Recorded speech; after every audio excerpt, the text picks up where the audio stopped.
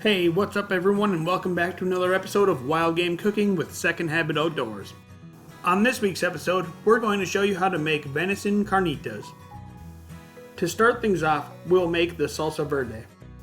For this, you'll need 14 tomatillos, 3 serrano peppers, 4 jalapeno peppers, 6 cloves of garlic, 1 medium-sized onion, coarse sea salt, and finally, some olive oil. We're going to start things off by making the salsa verde. To do this, you'll have to remove the outside layer of the tomatillos. Next, slice the tomatillos in half. Followed up by prepping a couple of your garlic cloves. After that, you can have your jalapenos and your serranos. Lastly, slice your onion into fourths. Next, over a medium-high heat, heat your tomatillos in a pan on both sides until they are lightly blackened and soft to touch. Once softened, remove from pan.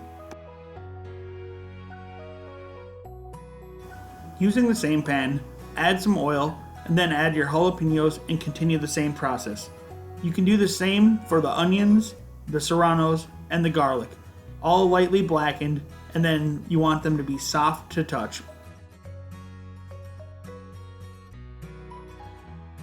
With your vegetables blackened and softened, add everything to a blender, add some salt and the juices from the pan, and blend it together well. Then you can put it in the refrigerator till later.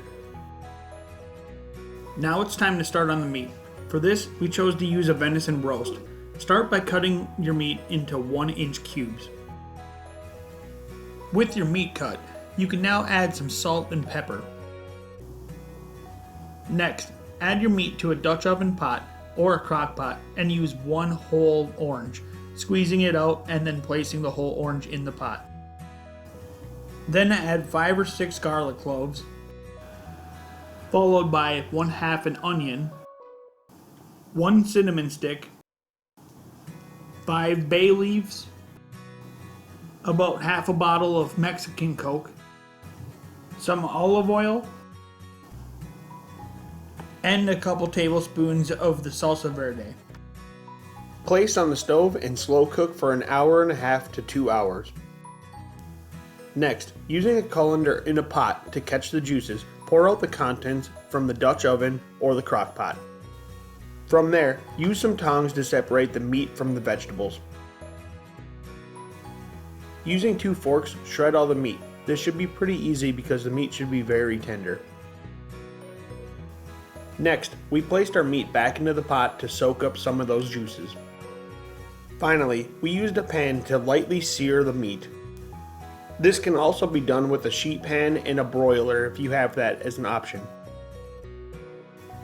Now it's time to put it all together. We used some tortilla, meat, cheese, onion, spritz of lime, and some salsa verde. But you can put it together however you'd like. Hope you enjoy. Thanks for checking out the video. Be sure to like, comment, and subscribe on the left, or check out more wild game cooking videos on the right. Until then, have a good one.